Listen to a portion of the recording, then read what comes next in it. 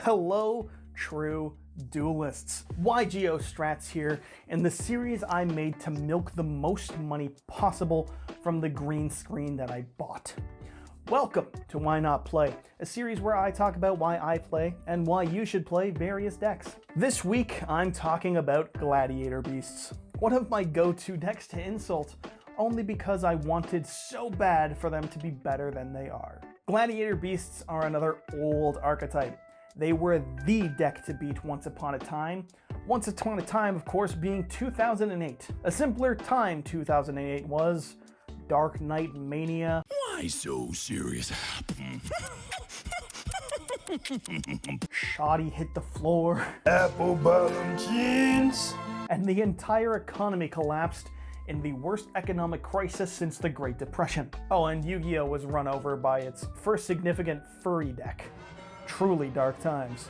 Yes, before the Synchro era reshaped the game and Teledad showed us what a Tier 0 format really looked like, these guys were good. Against the light of God, a combination of the furry community and that one kid who was way too into Roman history made a very competent deck in 2008. But it is the current year, and to say Glad Beasts have fallen from glory is nothing short of an understatement.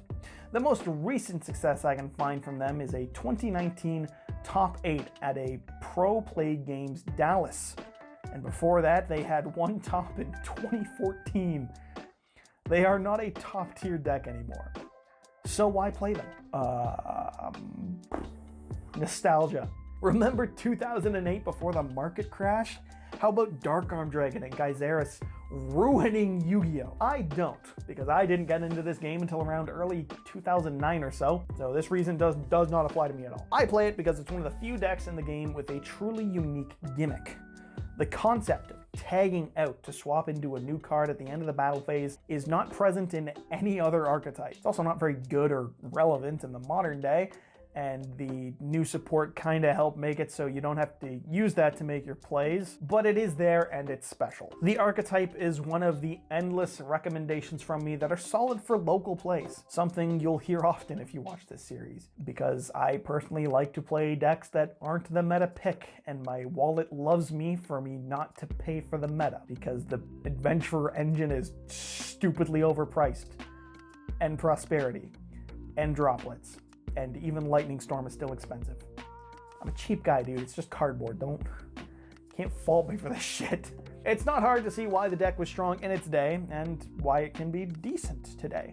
The Gladiator Beasts all have the solid effects that a deck wants/needs. Laquari can become a 2100 beater, which is a lot less relevant today, but if you're playing retro, that's important. Darius can revive a Glad Beast from the grave with its effects negated. Equestria can recover any Glad Beast card from the graveyard to your hand. Murmello pops a monster. Bestiary pops a spell or trap. All very reliable effects. The trick is they only activate when summoned by the effect of a Gladiator Beast. But they all have the unique effect mentioned earlier, that at the end of the battle phase, if they battled, can shuffle themselves into the deck to summon a Glad Beast with a different name. And there's still Test Tiger, a free summon from the hand if you control a Glad Beast. It can tribute itself to shuffle a Glad Beast from field into the deck to summon one with a different name, and that's treated as being summoned from a Glad Beast, allowing you to trigger your effects during your own main phase. They also have an in-themed Rhoda, and their two original fusion monsters are still good to this day. Heraklinos requires 3 Glad Beasts, including Laquari, but is a 3000 attack monster that has a non-once per turn spell or trap negate at the cost of a discard. And Geyseris just needs Bestiary and another Glad Beast. It can destroy up to 2 cards on the field when summoned, and it has that same takeout effect the main deck monsters have, but can summon 2 Glad Beasts from the deck, other than a copy of Bestiary. And the best part is the fusions don't use polymerization. Instead, they use contact fusion, so they shuffle the materials on field back into the deck to summon them out from the extra deck. It's really neat and allows you to recur your same monster's materials for resources as opposed to poly sending them to the grave. All of it makes for a really solid core, and one with some level of popularity. Over the course of about 08 to 2014, they got a handful of solid enough pieces of support. A monster with an in-themed DD Crow effect, and a monster that searches any Glad Beast card if it destroys a monster by battle, and one of the best archetypal traps in the game before Infernity Barrier came on to set the standard for them. War Chariot. Speed spell 3 monster effect negation, usable as long as you control any Gladiator Beast monster. They also got 2 of the worst counter traps in existence. Disarm and Parry, which require you to shuffle a Gladiator Beast card from hand into the deck to negate a spell or a trap card respectively. Nothing like going -1. And speaking of terrible support, this archetype is bloated with it. Seriously, there's like 12 cards I did not know existed until now they exist. They're available to play in this deck. Besides the 2 awful counter traps, they have Gladiator's Return, which I suppose isn't terrible, but has no reason to be played over something like Pot of Avarice, Indomitable Gladiator Beast, which is a worse Rush Recklessly, a field spell that collects counters each time a Glad Beast is summoned from the deck, and then gives 100 attack to Glad Beasts for each counter on it, 2 monsters who have to be summoned off specific Gladiator Beasts and have terrible effects otherwise, and a fusion that even requires one of them. The powerful effect earned from summoning it, burning equal to the defense of what it destroys in battle. Fantastic in the Link era. They also have an archetypal and worse version of Waboku, and not 1, not 2, no, not even 3 equip spells, but 4. For a deck of monsters that remove themselves from the field to trigger their own effects, they gave 4 equip spells. Sure, they all go back to your hand if the monster they're equipped to goes into the deck. But why give them equips? Because they're gladiators. I know, it's the weapons they're using in the Colosseum. It's themed, I get it. But why commit so hard to the theme if it's gonna be terrible? And worse than that, not a single one of the equips does anything better than Waboku. Not even the one that pops spell or trap, because it does that at the end of the damage step, and there's no reason to use it, because a Waboku'd Glad Beast can just float into Bestiary to pop that same spell or trap. There's no reason to use any of their equip spells, it's boggling. And then there's Glad Beast Thorax, the TCG exclusive from 2007. For some context on some of the cards we've gotten over the years that were initially TCG exclusive, things like Lone Fire Blossom, Wind Up Shark and Zenmaines, Allure of Darkness, Evolzar Dalka, Gateway of the Six, Abyss Dweller, and even Max C, all debuted as TCG exclusives or TCG debuts. They didn't start in the OCG, all those powerhouses. So what did Thorax come to give us? The worst thing ever. If summoned by a Glad Beast at the end of the battle phase, if it battled, it draws a card. Doesn't even tag out. Fuck you, Thorax. Disappointing. I don't care that everything I mentioned came out after Thorax, it's really bad, and it's not like the TCG couldn't make good things. That's my point. So yeah, the archetype has an abundance of bad cards if you really want to commit to its gimmick Horde. But it did get even more support in 2017 and as recently as 2020, including a Torix, a Glad Beast Foolish Burial, that copies the sent monster's name and level, both of which open plays for the deck. Then there's Noxious, who is a battle trap of sorts, summoning itself from the hand when you're attacked directly and is indestructible by battle. Augustus summons a Glad Beast from hand when summoned, off a Glad Beast effect, and Vespasius, who can summon itself from hand when a Glad Beast battles and gives 500 attack to all Glad Beasts when summoned by, you guessed it, a Gladiator Beast effect. Oh boy, I'm gonna say it. And then there's Dominatinus.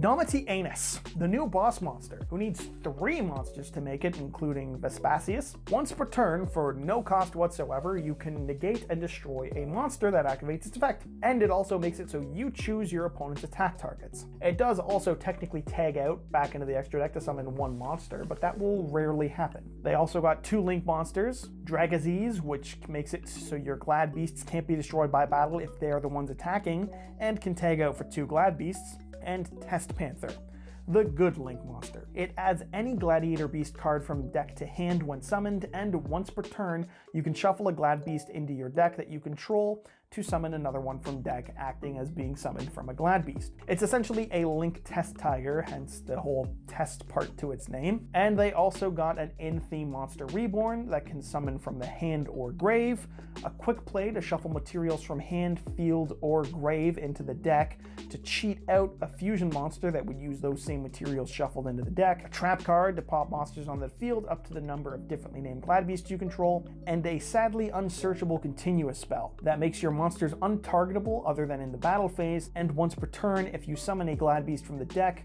will summon another Gladbeast of a different type from the cards you control. Very good, I wish it was searchable. And lastly, they got the new fusion, one that changed the deck from unique gimmick archetype to boardbuildergenericdeck.com. It did make the deck playable against any deck after the 2014 meta, but at what cost? Gladiator Beast Tame Editor, who once per turn can summon any Gladbeast fusion from the deck ignoring its summoning conditions. Easy treat out Dominity Anus turn 1 or Gazaris on turn 2. And they can still tag out if summoned off this effect, so the advantage that they can generate is kinda nutty, especially Gazaris summoning 2 monsters off that one. They have a few other cards that I haven't mentioned, like the Armades Bat Fusion or the generic 2 material vanilla beat stick, and like 16 monsters that I don't care to go over. That's the gist of their support to date. As for why I've started playing them, personally I've always known that it was a powerhouse in its day. I've also known that it was in no small part due to Cold Wave,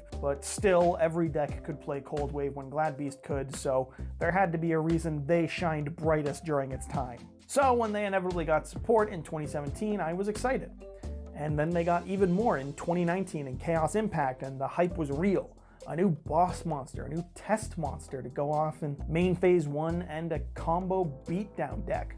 My favorite style of strategy. And honestly, the deck is solid. It's not the world's best combo deck by any stretch, and yes, the modern playstyle does overshadow the old school tag out battle phase effects, but it didn't erase them. As I listed, there's plenty of solid effects that you can tag monsters into, and it's really fun when you can use the tag outs to disrupt your opponent's board to chip away at them and go for the win. Yeah, Tame Editor cheats out advantage, but summoning Gazaris, and then battling with it and tagging into a Darius and a quest, summoning another Gladbeast from the grave, and recovering a Gladbeast Speller Trap, or like something like War Chariot for disruption. It's just potentially very, very strong boards. The deck's ability to adapt to a board is a little stronger than I'd initially anticipated, and cards like Adarix, who copy the name and level, make it so you can still play the old fusions like Gaio Diaz if you really want to. Truthfully, I haven't played Gladbeast in a few years, so this list will look very out of date to any of you seasoned players of the deck, but it was really fun for me for a time. The honest to God reason I stopped playing this is because when I picked this deck up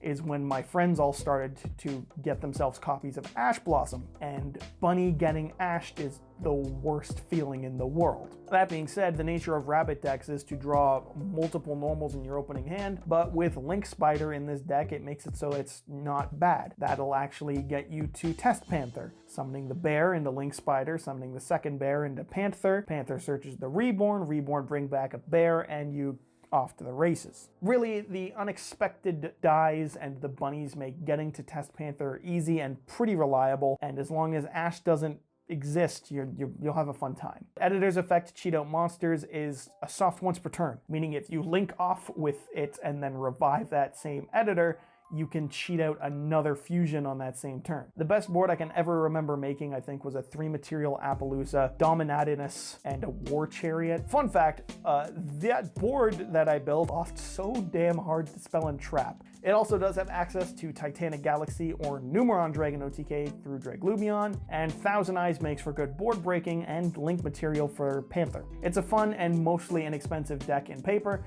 and one that I enjoyed for a simple but relatively adaptive combo deck. I mostly played against a control-style Dragon Maid deck with this, just me and one of my buddies going back at it, back and forth. And it was fun. And as a useless piece of information, according to Master Duel, these monsters all just hung out in a coliseum and put on fights for fucking no one. They just did it for the art, which is based. Or stupid, I can't tell you. And yeah, that's really why I play it. It's just kind of a fun alternative combo deck for me. So if you're interested, give it a whirl. Or maybe if you're a furry, I don't know. You do you. Thank you for watching. Leave a like and a comment if you enjoyed it, and shoutouts to that time Mega Capital G said that Glad-Beasts are a better deck than Necroz because the Glad-Beast played Cold Wave. I will not forget that. As always, subscribe to YGO Strats so you too can become a true duelist.